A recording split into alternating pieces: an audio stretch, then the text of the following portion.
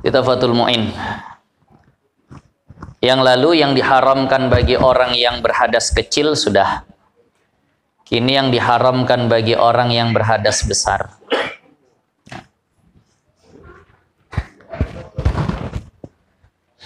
Sebelumnya, hadas ini dia bisa dipandang dari dua sisi. Kalau dipandang dari cara mengangkatkannya, dia terbagi dua. Hadas kecil sama hadas besar. Hadas kecil itu yang bisa hilang dengan wudhu, yang terangkat dengan wudhu. Kalau hadas besar, yang terangkat dengan mandi wajib. Tapi kalau dipandang dari perkara yang diharamkannya, itu hadas itu terbagi tiga. Ada hadas kecil, hadas pertengahan, sama hadas besar. Hadas kecil yang diharamkan baginya 4. Hadas pertengahan yang diharamkan baginya 6. Hadas besar yang diharamkan baginya 10. Nah, jadi kalau memandang itu terbagi 3 dia. Nah, yang lalu tentang hadas kecil sudah 4 perkara yang tak boleh secara umum lah ya. Salat dan yang semisalnya. Sujud syukur, sujud tilawah, khutbah Jumat. Kemudian kemudian tawaf. Waalaikumsalam. Kemudian menyentuh mushaf. Kemudian membawa mushaf. Itulah 4 perkara yang tak boleh dilakukan orang yang berhadas kecil. Nah, kini kita masuk yang diharamkan bagi orang yang junub. Wa yahrumu bil janabati, dan diharamkan dengan sebab junub. Sebelumnya harus faham kalau disebut junub itu apa, berapa keadaan orang disebut junub. Ada 3 keadaan orang dikatakan junub. Pertama, ketika keluar mani, junublah orangnya. Yang kedua, ketika jima walaupun tidak keluar mani, junublah orangnya. Yang ketiga, ini yang jarang dibahas, wiladah, melahirkan. Seandainya tidak diikuti darah nifas, junublah tuh hukumnya. Nah, wajib mandi nggak kalau melahirkan? Wajib, walaupun tak keluar darah nifas. Iya. Walaupun tak keluar darah nifas, kalau ada orang melahirkan, walaupun jarang bu ya, misal lahir anak yang keluar darah melahirkan itu saja, nggak ada darah nifasnya. Nah, wajib mandi nggak perempuan nih? Wajib. Kenapa? Karena melahirkan itu mewajibkan mandi. Kenapa? Karena junub. Kok melahirkan dihukumi junub? Karena melahirkan itu keluar anak. Anak itu terbentuk dari apa? Mani. Berarti keluar anak, keluar mani. Keluar mani tadi golongannya apa? Junub. Nah, itulah. Kalau wudhu, kalau seandainya wudhu karena dia tak murni mani. Nah, itu tadi. Karena dia tak murni mani. Batal. Karena apalagi biasanya ada darah-darahnya. Damu tolqin nanti istilahnya, darah melahirkan. Air. Nah, itu yang disebut dengan junub. Apa yang diharamkan bagi orang yang junub ini? Yang diharamkan 4 yang pertama tuh, yang diharamkan bagi orang yang berhadas kecil, haram juga lah bagi orang yang berhadas junub. Jadi orang junub tak boleh sholat. Orang junub tak boleh sujud syukur. Orang junub tak boleh sujud tilawah. Tak boleh khutbah Jumat.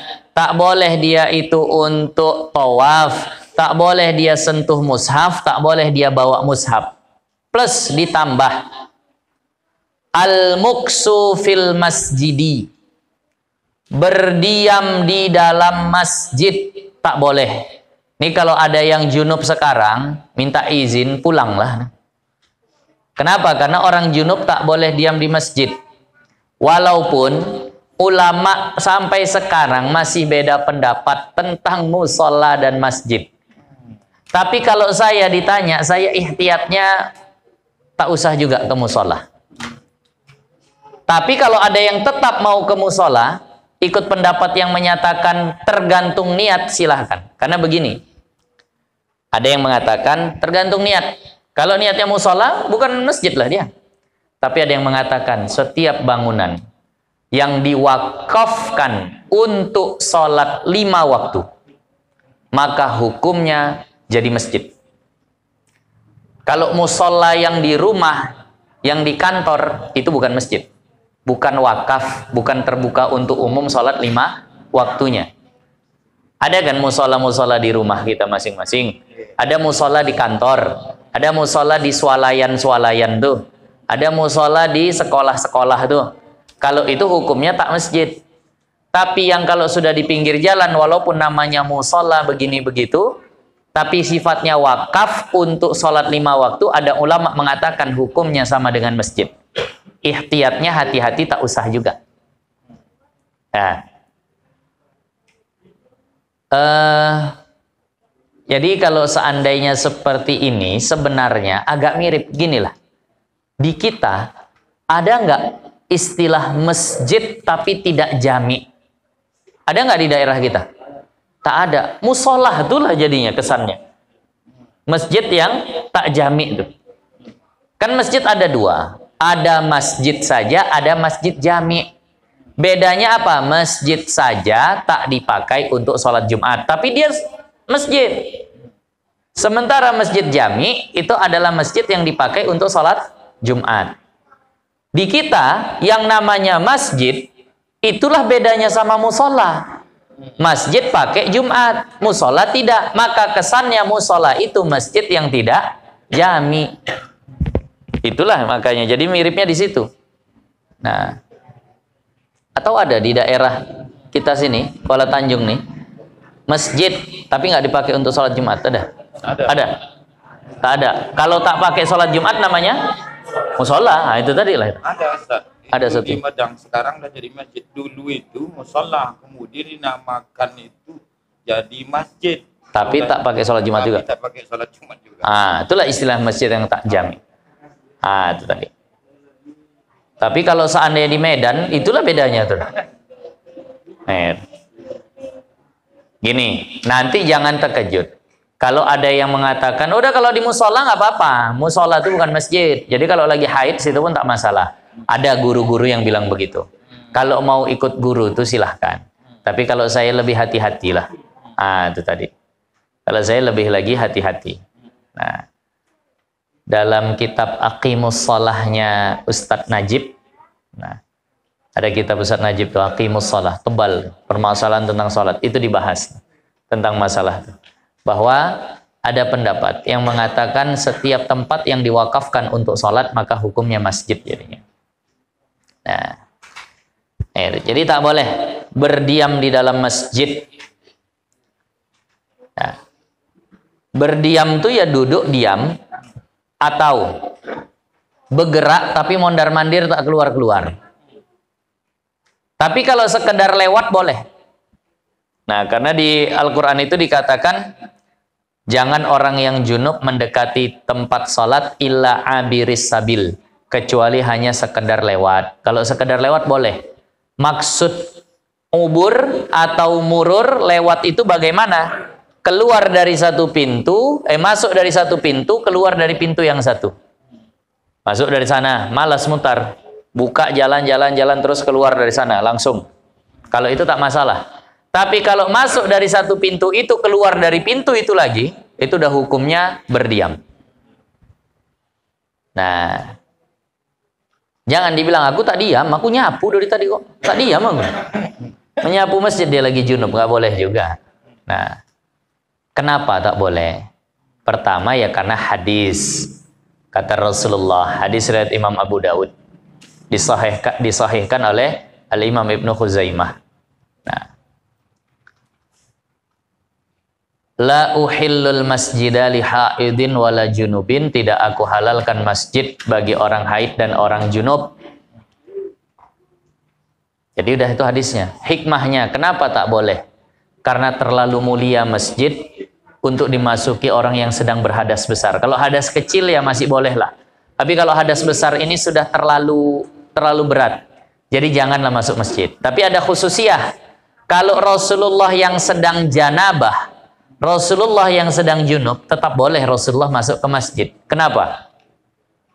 Karena diri Rasulullah lebih mulia dari masjid. Jadi nggak masalah kalau Rasulullah junub masuk masjid. Nah, kalau kita tak boleh. Masjid ini harus dijaga kehormatannya. Makanya haram membawa najis ke dalam masjid. Walaupun najisnya kering. Kata ulama kecuali yang nempel di sendal, sendalnya dibungkus kemudian dibawa ke dalam karena takut hilang, itu boleh. Kan kadang kalau pas lagi pengajian ramai betul, tinggal di luar takut hilang, masukkan kresek dibawa ke dalam. Padahal di sendalnya ada najisnya. Boleh nggak begitu? Boleh.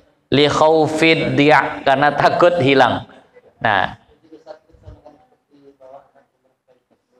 sama seperti bawa anak yang berpampers, ya nggak boleh dibawa ke dalam kecuali kalau anak takut hilang, ya ditinggal di luar hilang lah anak tadi. Nah, udah bawa lah ke dalam. Nah, kalau itu nggak masalah. Nah, ditinggal di luar, sendal aja hilang apalagi anak. Nah, jadi kalau anak masih kecil bawa ke dalam, tinggal luar hilang, asal bisa dijaga tadi. Tak boleh juga talwisul masjid, mengotori masjid, walau bi taharah, walaupun bisyai'in tahir, walaupun dengan sesuatu yang suci.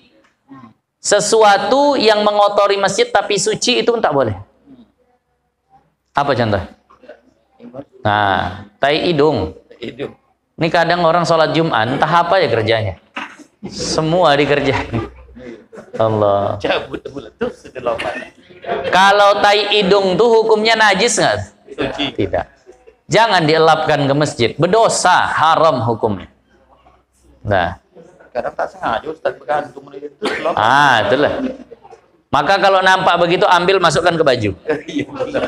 Nah, begitu juga kadang ada yang ngapain kuku. Nah, dikopek, masukkan ke kantong baju. Jangan dibiarkan dia mengotori masjid begitu. Nah, itulah puntung rokok segala macam. Ngantungi rokok kalau di kantong nggak masalah. Nah, asal jangan jatuh dia ke masjid, mengotori tadi. Nah, wajib bagi orang yang melihat najis di masjid untuk membuangnya. Kalau enggak berdosa. Nampak ada najis di masjid, misal tai cicak, nampak kita yang nampak kita biarkan, berdosa kita. Kalau terlalu banyak mana yang bisa lah. Nah, mana yang bisa. Nah, Tidak mesti nazir. dalam kitab Asy-Syamsul Munirah, apa hukum buang angin dalam masjid? Nah, dibahas. Kentut di masjid. Nah, Madhab Syafi'i mengatakan hukum buang angin di masjid makruh. Madhab Maliki mengatakan hukum buang angin di masjid haram. Berdosa orang yang bermadzhab Maliki kalau buang angin di masjid. Nah, keluarlah dulu. Tapi dia masuk dalam juga angin tuh. Jadi makanya ini semuanya dalam rangka menghormati masjid. Nah, bersihkan masjid itu besar fadilahnya. Ada satu riwayat dari Sayyiduna Hasan Al-Basri. Muhuru huril aini fil jannah. Nah, mahar bidadari surga kansul masjidi adalah menyapu masjid. Orang yang nyapu masjid berarti dia sudah bayar mahar bidadari surga. Nah, beruntunglah yang jadi penjaga masjid, entah berapa banyak udah dia bayar mahar. Nah, itu tadi tak boleh masuk ke dalam masjid. Nah, mana yang disebut masjid? Kan itu lagi pembahasannya. mana batasan masjid. Kalau teras masih dihukumi masjid. Kalau halaman tak lagi dihukumi masjid. Di dalam kitab kita, kitab I'anatul Talibinnya, di hasyiahnya, juga dalam kitab Busyrul Karim, area sekitar masjid yang sudah digunakan untuk membuang sampah dan menumpahkan air, itu tidak lagi dihukumi masjid. Buang sampah biasanya di mana? Di masjid. Halaman, berarti bukan masjid. Tempat menumpahkan air biasanya di mana? Kamar mandi, berarti juga bukan dihukumi masjid. Adapun teras, boleh nggak buang sampah gitu? Boleh. Nah, maka ini masih hukumnya masjid. Nah, ibu-ibu, kakak-kakak, mohon maaf lah. Kalau misalnya di tengah jalan suami mau singgah sholat, ibu kakak sedang haid, jangan duduk di terasnya. Duduklah di halamannya, di atas kereta atau di tempat duduk yang sudah disediakan. Kalau teras, ya kita masih hukumi masjid. Tangganya bagaimana? Tangga pun tak usah. Nah, udah di halaman itu saja. Yang boleh dikotori itu berarti bukan masjid. Nah, kadang dibuat tuh batas suci. Nah, dari situ aja lah udah kita buat. Kalau bersatu sama kamar mandi Ustaz, itu tidak dibolehkan sampah. Tapi buang air di situ. Nah, itu tadi. Jadi makanya tempat, karena ada dua dia. Untuk buang sampah sama untuk yang tempat buang air, menumpahkan air, itu bukan lagi masjid. Nah, walaupun bersatu. Nah, jadi kalau seandainya bersatu, tak boleh lah kita buang hajat situ. Nah, berarti kalau kita kencing situ, kencingi masjid lah jadinya. Nah, jadi tak masalah. Kalau seandainya situ, karena walaupun bersatu, tapi udah nampak dari sekatnya lah. Nah, tadi. Ada memang bahasa yang mengatakan kalau masih dalam satu pagar semuanya masjid. Kalau begitu agak sulit juga. Kereta tak boleh masuk situ. Nah, berarti sendal tak boleh pakai situ. Nah, kalau dia seandainya masih dihukumi seperti itu. Itu tadi.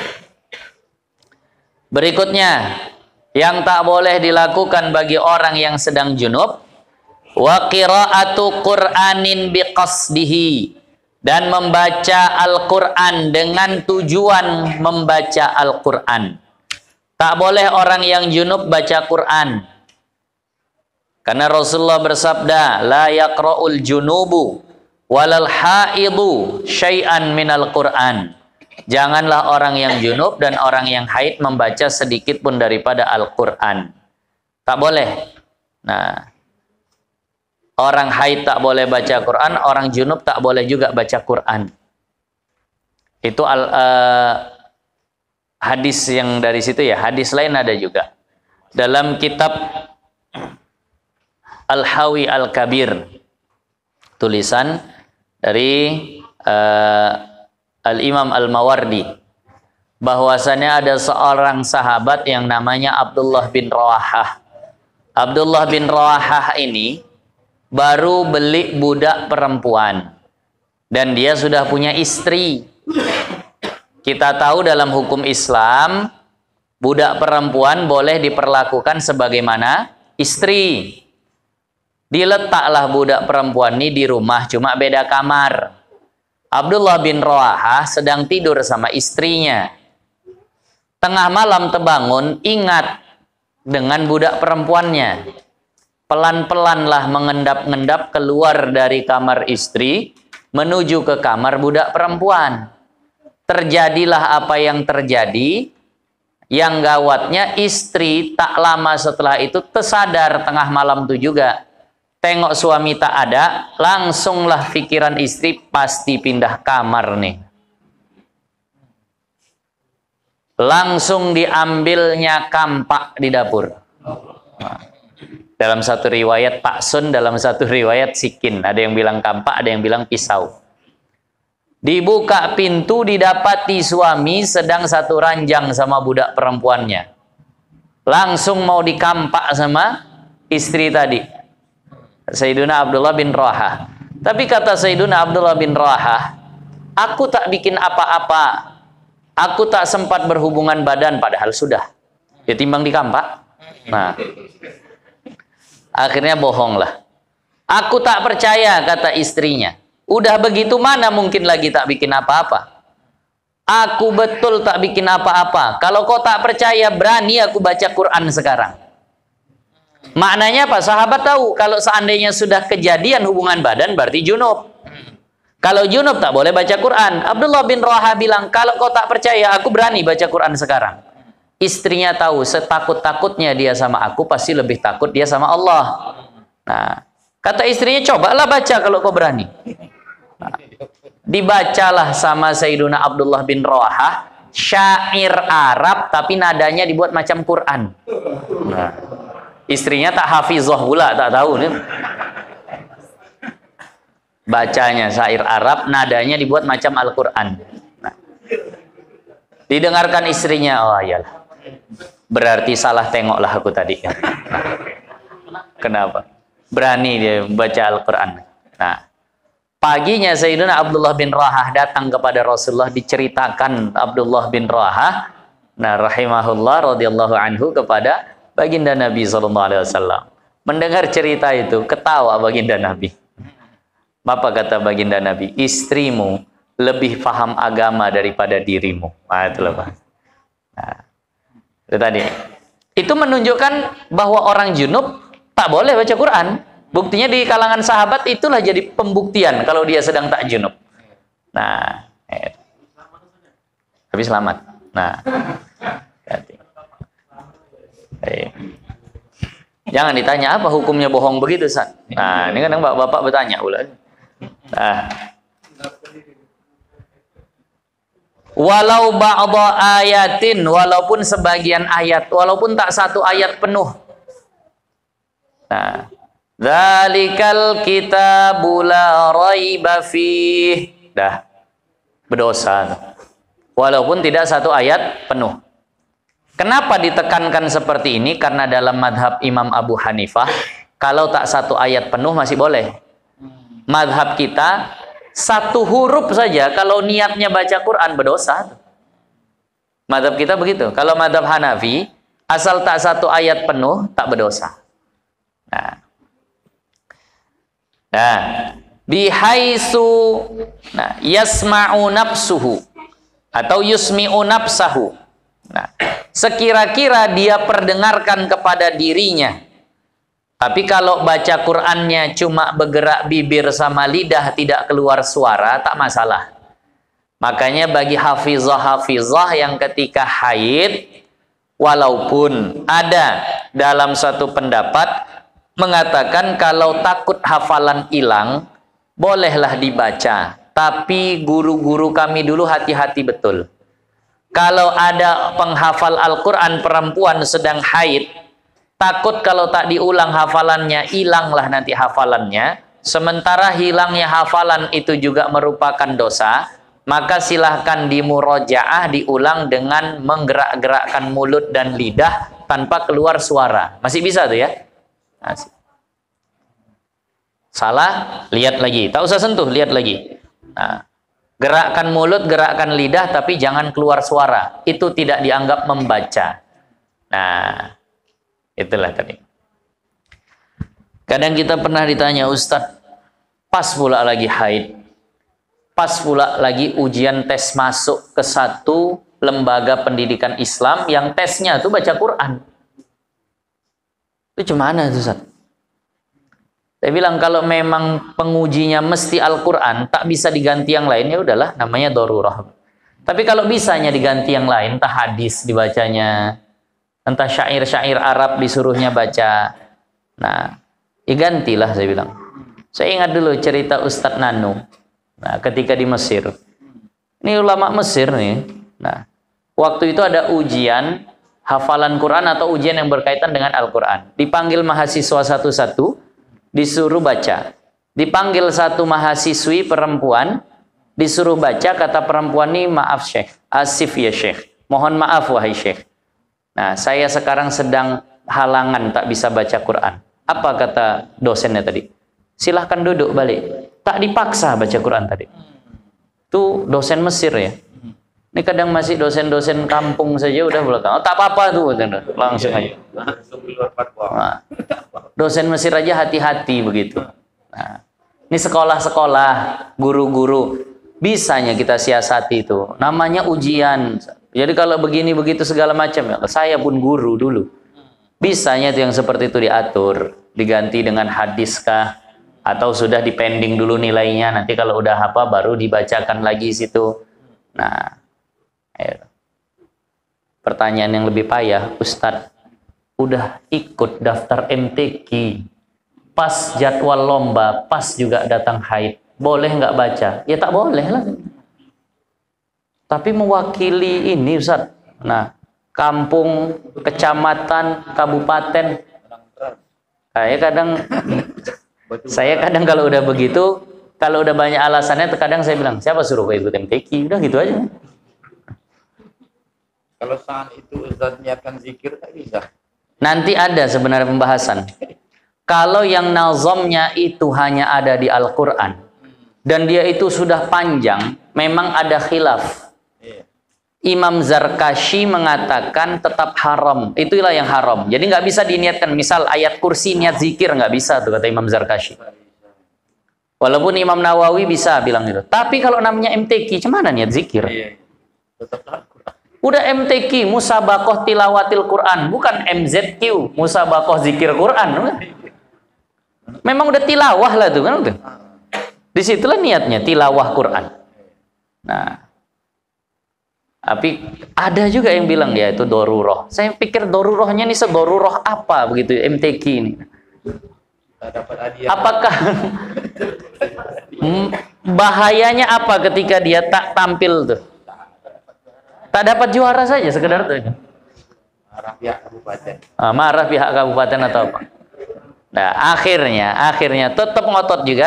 Udahlah ujungnya beralih ke mazhab Maliki yang mengatakan perempuan haid boleh baca Quran. Tapi mohon maaf ya kalau makroknya pas kanan kiri, kalau mau balik nanti gimana? Nah, nyari sendiri ya, itu lah. Makroknya 10 menit sebelum tampil nyari sendiri. Kira-kira bisa nggak? Kalau mazhab Maliki membolehkan membaca, tetap tidak membolehkan menyentuh.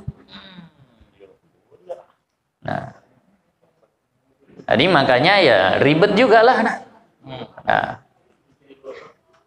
Jadi gimana tuh? Nantilah ikut MTQ-nya sebelum haid saja. Udah masuk masa haid, nah paksa suntik juga lagi. Nah, kan begitu ujungnya. Nah, suntik lagi biar tak haid, macam orang naik haji. Nah,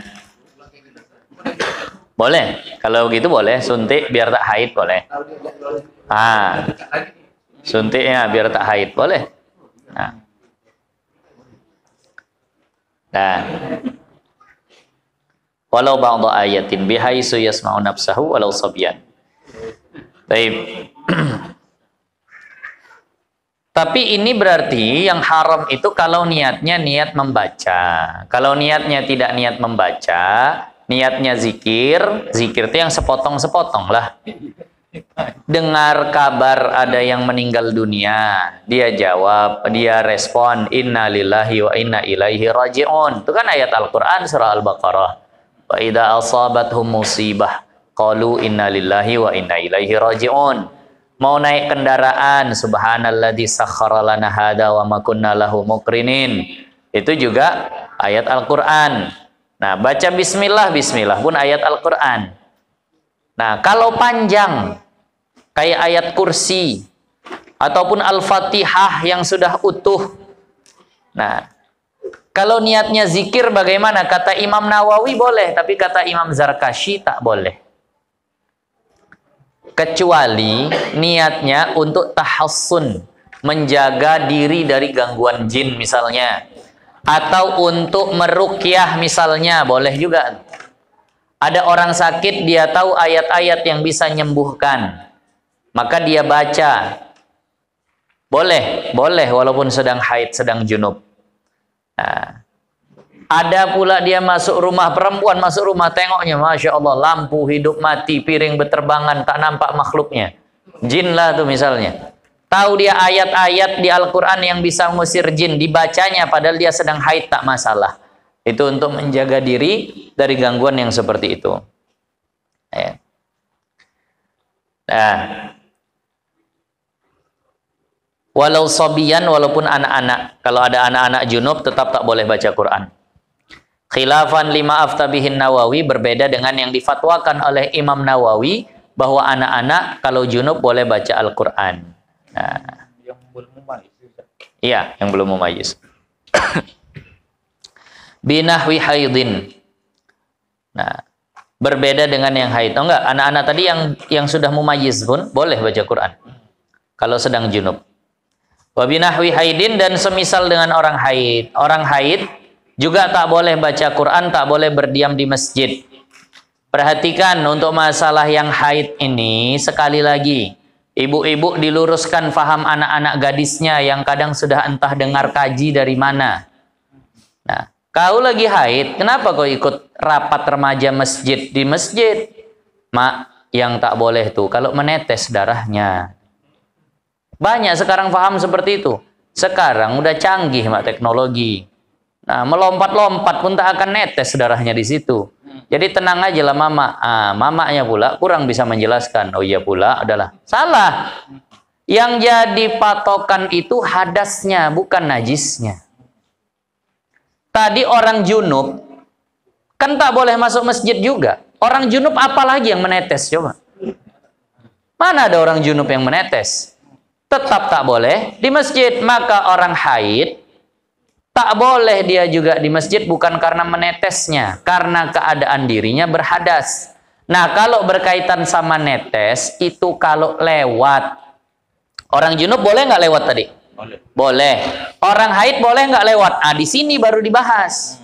Berdiam mutlak haram. Mau netes, mau tak netes, kalau berdiam haram. Nah, kalau orang haid lewat, barulah dibahas. Kalau tidak takut netes, silahkan lewat. Walaupun makruh. Kalau takut menetes, haram lewat. Nah, itu lewat. Kalau berdiam, tetap haram. Pandi-pandi jelaskannya, Bu.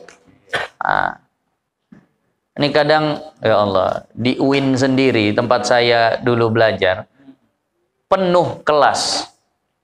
Banyak kali mahasiswa diterima. Kelasnya dikit. Akhirnya tak cukup di kelas, sudah kita belajar di masjid saja. Nah, perempuan yang haid bingung lah. Pak, kami sedang haid tuh, udah tak apa-apa orang niat belajar kok. Ya Allah. Dosen. Nah, itu tadi lah. Udah tak apa-apa, niat belajar. Nah, saya waktu ngajar mahasiswa di UIN, itulah pertanyaannya. Cemana Ustaz? Dosennya nyuruh ngajar. Suruh apa? Belajar di masjid. Sementara kami haid, udah kami jelaskan, katanya tak apa-apa orang untuk belajar. Nah, ya orang sekalian aja untuk sholat lagi loh. Tapi tetap juga tak boleh. Kan begitu. Nah, la bi khuruji talqin. Nah, tidak termasuk haid itu dengan keluar darah saat melahirkan. Nah, kalau keluar darah saat melahirkan itu hukumnya bukan darah haid ya. Nah, hukumnya darah fasad. Darah yang keluar waktu melahirkan. Setelah melahirkan, barulah disebut darah nifas. Nah, tapi kalau seandainya pas lagi melahirkan, anak masih keluar separuh badan, di situ keluar darah, itu belum lagi disebut darah nifas, masih darah melahirkan. Karena darah nifas itu setelah anak terpisah dari badan. Nah, apa yang tak boleh? Salatun wa qiraatun wa saumun. Salat tak boleh, baca Quran tak boleh, puasa tak boleh. Nah, tambah lagi sebenarnya. Tadi saya katakan kalau hadasnya hadas kecil, ini diingat betul nih. 4 yang tak boleh. Salat dan yang semisalnya. Kalau disebut yang semisalnya, ingatlah itu ya. Sujud tilawah, sujud syukur, khutbah Jumat. Salat dan yang semisalnya. Tawaf, menyentuh mushaf, membawa mushaf. Inilah yang haram bagi yang berhadas kecil. 4. Kalau haram dengan sebab hadas junub, itu yang 4 tadi tambah 2. Apa itu? Berdiam di masjid, sama satu lagi membaca Al-Quran. Nah, kalau yang hadasnya karena haid atau nifas, 6 yang tadi tambah 4. Apa saja yang 4 itu? Pertama, puasa. Kedua, disentuh antara pusar sampai lutut.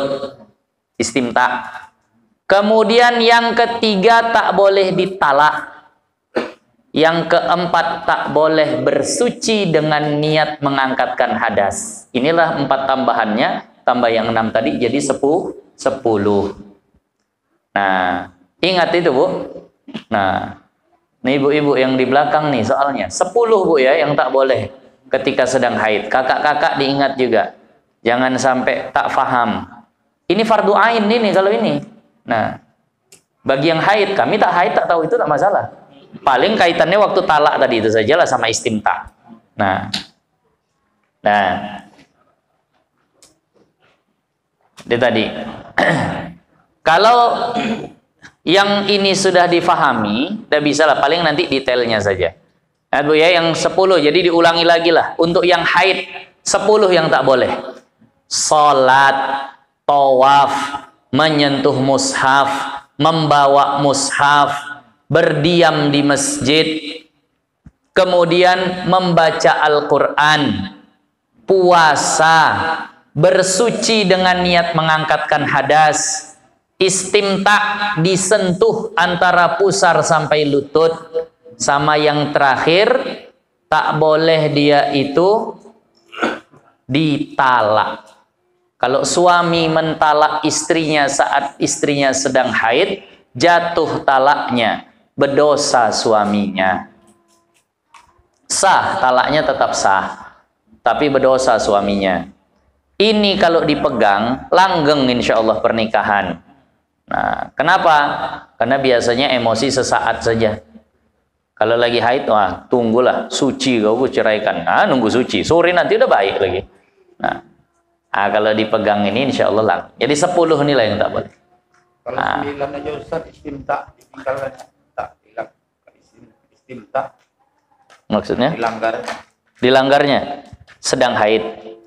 Kemudian dilakukanlah tadi itu istimta, berdosa lah.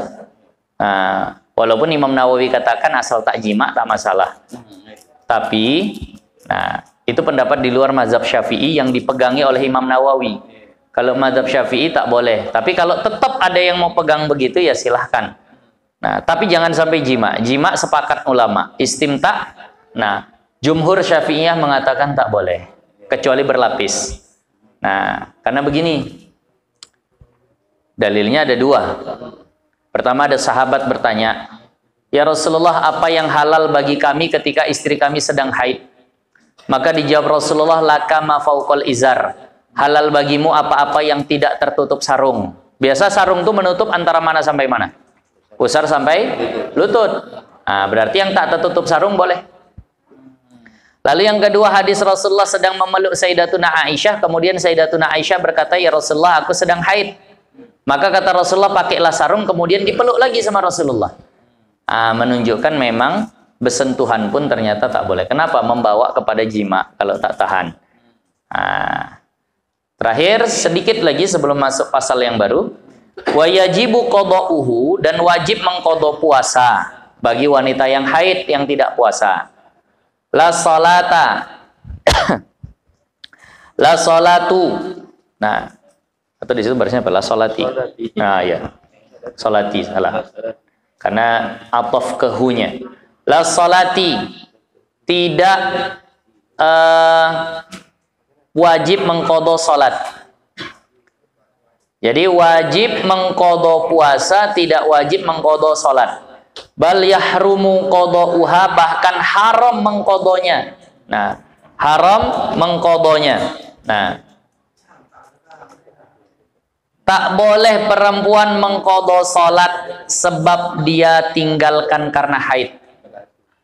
Nah, alal aujuh, menurut pendapat yang paling berlakunya. Jadi insya Allah inilah pembahasan fikih kita malam hari ini. Nah, akan datang nanti kita masuk kepada masalah mandi wajib.